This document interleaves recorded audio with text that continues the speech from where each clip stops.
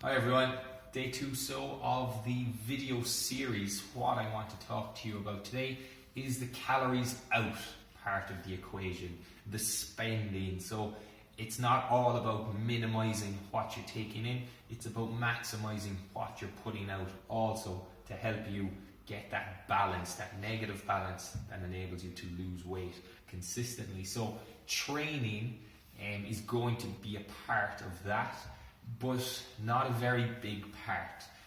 When we look at training, we're burning calories doing it. That could be 200, 300, 400, but getting up to that 400 level, you'd want to be quite big, you'd want to be training for quite an amount of time, and the work would want to be very strenuous. So when you're looking at the training component of your equation, I wouldn't even include it. Fat loss training, which I have in another video series, is a myth. When you come here, you usually, when you train with high intensities, you burn carbohydrates that you've eaten that day. So you are not going anywhere near your body fat stores when you are training. So that is a myth, and don't even worry about that in the fat loss continuum. Training is to build muscle, to feel good, and to look good once you have lost the weight.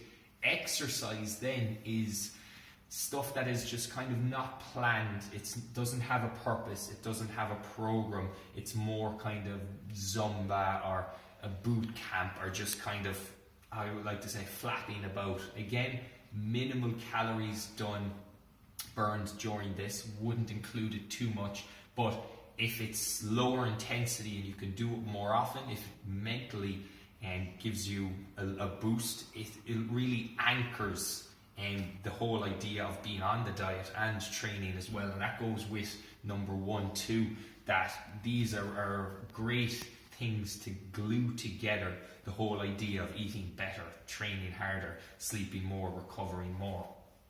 The third one is movement / steps, because a lot of the Fitbit type watches are wrist straps. They don't really kind of track steps, they track movement, because we know if we give our arm a little shake, you might get 3 or 4 steps out of that. So if you can increase your steps or your movement throughout the day over a long period of time, that can definitely help you burn a couple more calories. Now, the whole 10,000 steps thing isn't based on anything at all, it's just a number, so you don't have to hit 10,000 steps, but if you track your steps for a week and your average is 2,000, well then try and increase it to 2,500 the following week, maybe 3,000 the week after, and you do that by walking more and doing more movement throughout the house, dancing, hiking, whatever you like. Again, if it brings good positive mental benefits, do it, and it'll improve everything else. It'll make everything else easier, and you'll enjoy being on the program, being on the diet.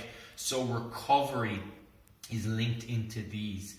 If you do an extremely hard training session and say, yeah, I've really hit it hard here, I must have burnt loads of body fat, so now I'm going to sit down on the couch for 3 hours and have a big meal.